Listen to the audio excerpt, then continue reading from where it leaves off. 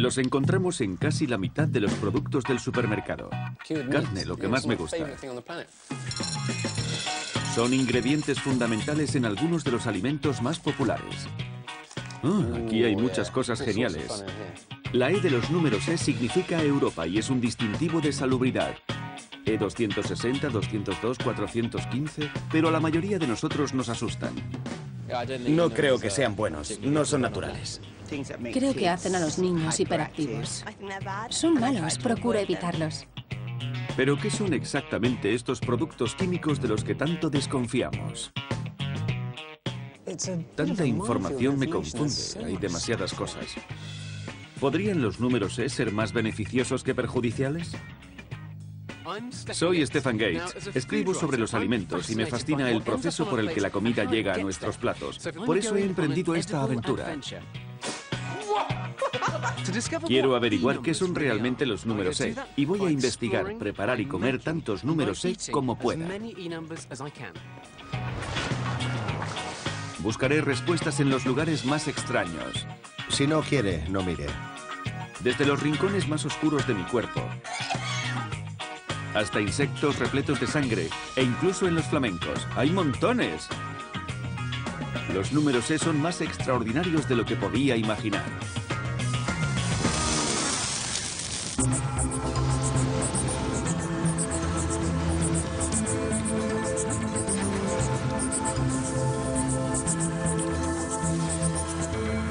Los números E, conservantes.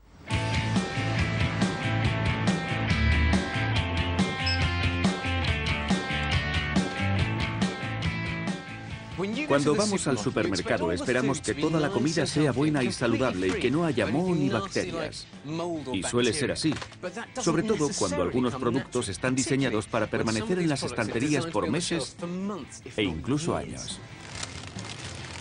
La congelación, el deshidratado y el envasado pueden hacer gran parte del trabajo, pero también hay 38 conservantes pertenecientes a los números E que pueden utilizarse contra las bacterias. Hay números E en muchos productos, pero sobre todo en carnes procesadas, las cuales pueden vivir en nuestra nevera durante semanas. Pero ¿cómo funcionan estos conservantes? ¿Es nuestra comida mejor con ellos o sin ellos? Y si pueden matar a las bacterias, ¿qué hacen en nuestro interior?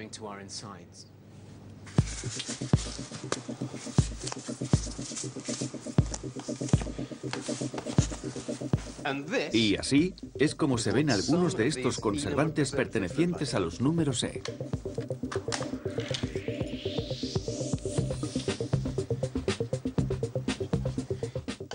Hay un gran grupo de números E que son básicamente diferentes tipos de sales, pero a diferencia de la sal de mesa ordinaria, este, nitrato de potasio E252, es en realidad algo muy potente. Es un ingrediente que se encuentra en la pólvora y ha sido potencialmente relacionado con el cáncer. Así que la pregunta obvia es, ¿qué hacen cosas como esta en este tipo de productos? Para responder a esta pregunta vamos a retroceder en el tiempo. Antes de los números E, la sal común era el conservante más usado. Y entender cómo funciona la sal es la clave para entender cómo conseguimos mantener la carne fresca. Allá vamos. ¿Cómo lo sacamos? Es complicado. Hay que cogerlo por el centro para equilibrar el peso lentamente. En la antigüedad, si se quería comer carne, había que matar a un cerdo y había que consumirlo de una sola vez o se echaría a perder. Otra solución era encontrar el modo de conservarlo. Un ama de casa de la antigua Grecia no habría envuelto a un cerdo muerto en su mejor alfombra, pero ella tampoco viviría en un adosado al norte de Londres. Un poco hacia atrás. Sí. Eso es. Bueno, allá vamos. Tiene buena pinta. Sí. En realidad lo que queremos hacer es matar al cerdo, cortarlo por la mitad, salar una mitad para ver lo que le sucede después y después dejar otra mitad sin sal, sin conservantes, para saber lo que pasaría si simplemente se deja en su estado natural. Sí. La sal, o el cloruro de sodio, era el conservante más común para la carne antes de la llegada de los números E. Se podía extraer fácilmente del agua del mar o de las minas de sal de la tierra. Pero antes de que se pueda aplicar a mi carne de cerdo, hay que hacer un corte. Eso es, perfecto. Me vas a quitar el trabajo. ¿Está bien? Eso es. Eso es. Sigue bajando. Muy bien. Simplemente dejaremos la mitad del cerdo colgando en el cobertizo del jardín durante 10 días. Ya está. Muy bien. Lo que hemos hecho ha sido aislar esto y calentarlo para mantener la estancia a unos 21 grados. Simplemente para ver qué pasa y qué tipo de bacteria crece en la carne de cerdo si no se conserva. Pero no se lo digas a mi esposa, dile que estamos haciendo jamón del bueno. A la otra mitad le echarán el conservante favorito de la humanidad, la anticuada sal. Primero hay que pinchar la piel para obtener la máxima absorción. ¿En quién piensas cuando haces esto? El siguiente paso es cubrirlo por completo con sal y dejarlo así durante 24 horas. ¡Excelente!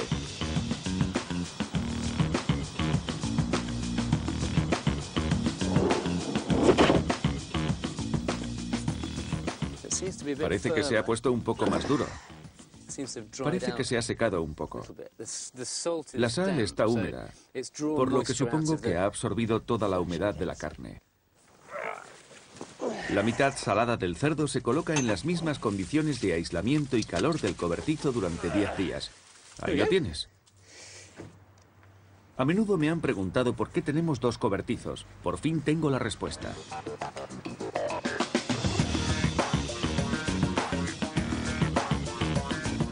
Diez días después, Simon Park, un biólogo molecular de la Universidad de Surrey, viene a comprobar si las mitades del cerdo siguen frescas o si por el contrario ha pasado ya su fecha de caducidad. Empezaremos con el cerdo sin salar. Soy un poco aprensivo. Puedo oler ya algunos signos de descomposición.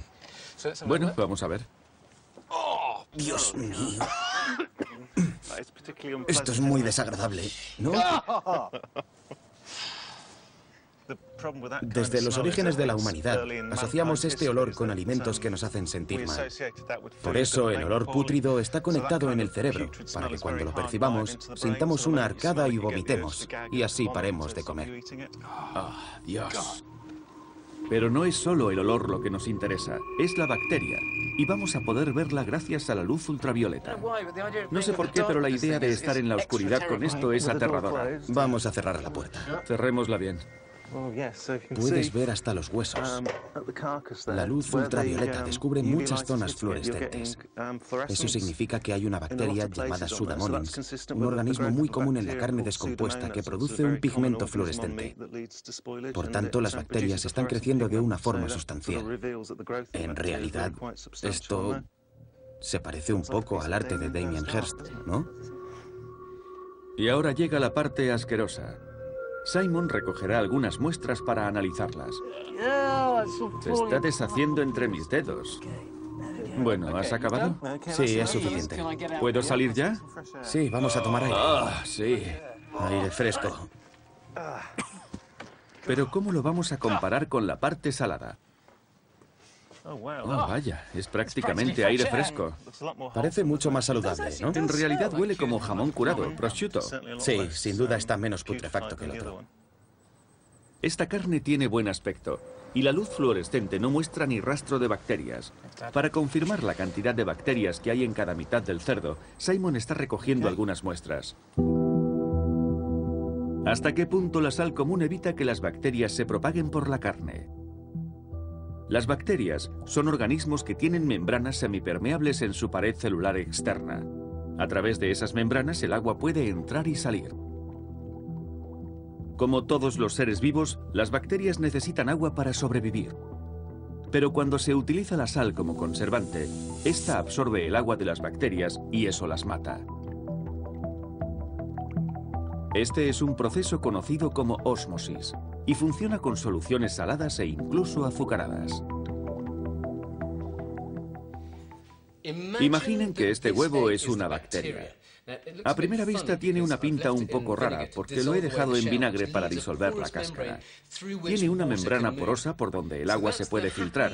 Así que aquí está, una bacteria normal, redonda y perfecta. Ahora echen un vistazo a esto. Es el mismo tipo de huevo, pero este se ha dejado en sirope de arce durante la noche. Se ha absorbido todo el agua del huevo y esta se ha pasado al sirope de arce. Por eso el huevo está mucho más seco. Está arrugado y pocho y seco. Y eso es más o menos lo que ocurre con las bacterias en la carne cuando se le agrega sal. La sal absorbe la humedad de las bacterias y las deshidrata, lo que las impide crecer y las mata. Unas semanas después, Simon ha analizado las dos mitades de nuestro cerdo y me trae los resultados.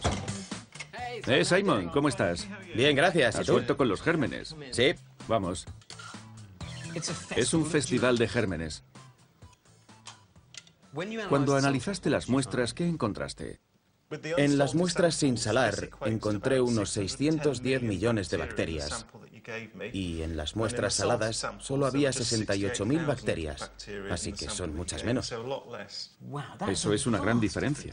Sí, de casi 9 o 10.000. Hay 10.000 veces más bacterias en el cerdo sin salar. Sí, en el cerdo sin salar. ¿Qué has concluido? El experimento me ha sorprendido. Sabía que salar los alimentos era un modo de conservarlos, pero no imaginaba que era tan efectivo. Me llama la atención. Es realmente chocante.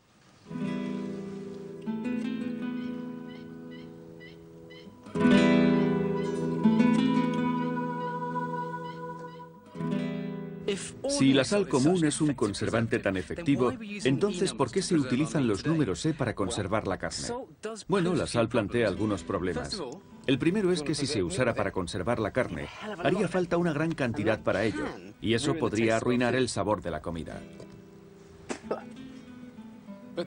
Pero el mayor inconveniente de la sal es que a pesar de que mata algunas bacterias, no acaba con las más perjudiciales de todas, las que pueden causar botulismo.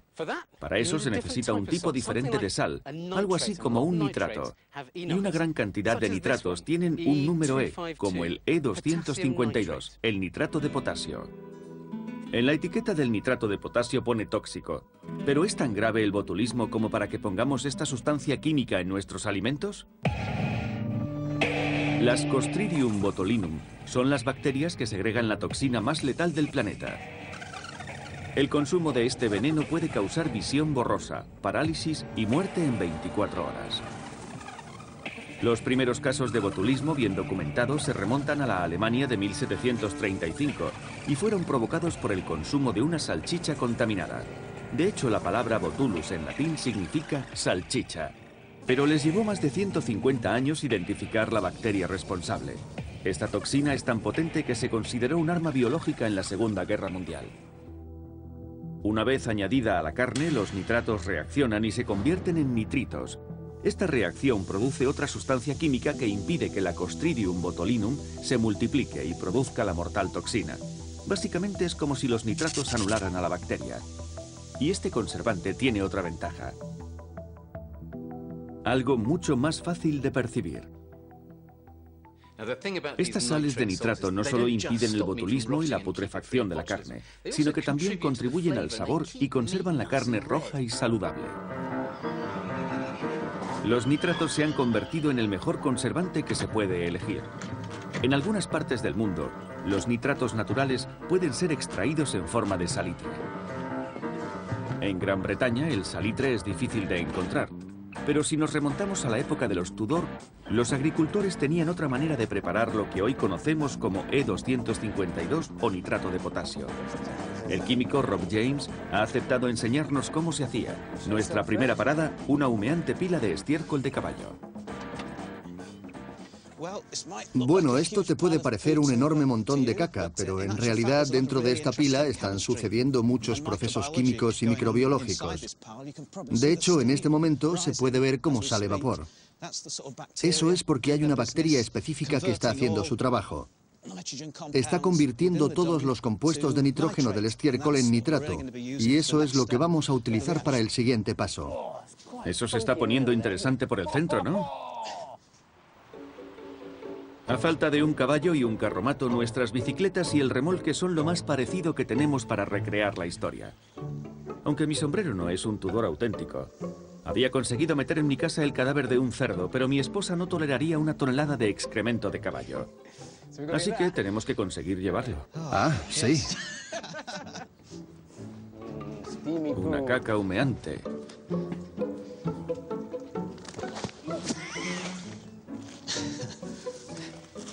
Es el cubo más caro de la ciudad. La ceniza que procede de la quema de madera es una gran fuente de potasio.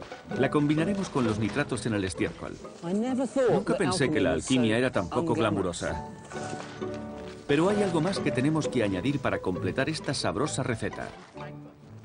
Tenemos que conseguir tanto nitrógeno como sea posible en esta pila y para obtenerlo vamos a añadir un poco de orina.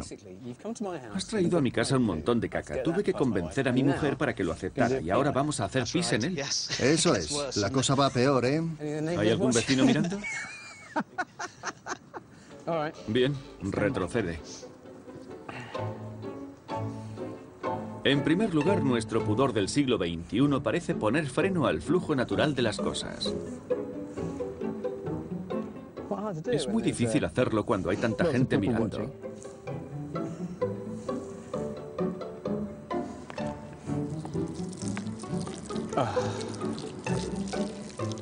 Y alrededor. Es muy agradable hacer nitrato de potasio.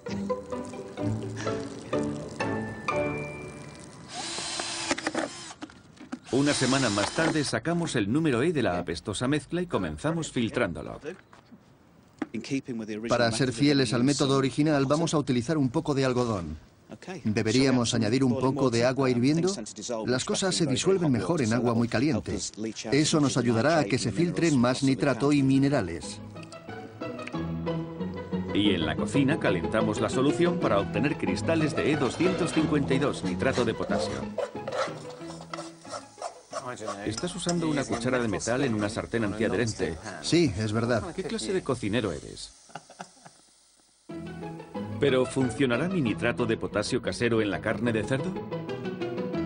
Lo disuelvo en salmuera para darle a mi mezcla de bacon su tradicional sabor salado.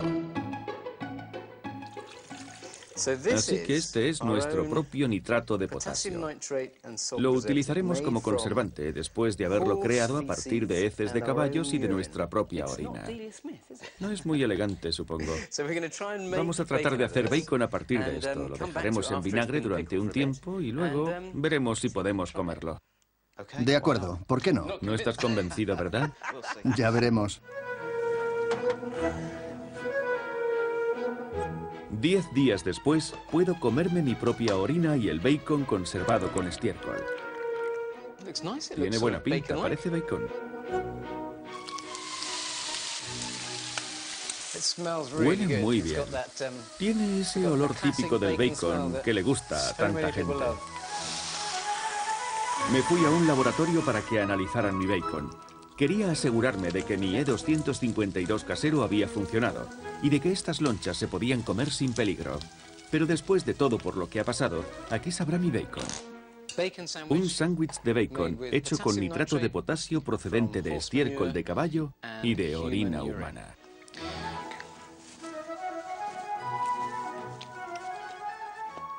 Bueno, puede que sea el método más extraño de preparar comida. Pero esto, amigos míos, está absolutamente delicioso.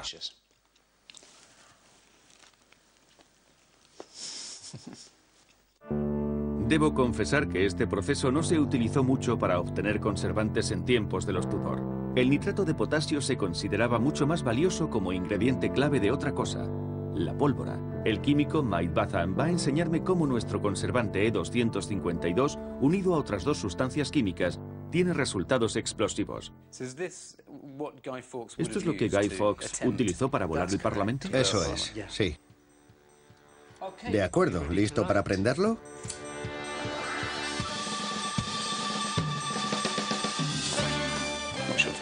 No sé si asustarme. ¡Vaya! Esto es fantástico. Y desprende mucho calor. Mira, se ha quemado. Sí, se derritió incluso el papel de aluminio.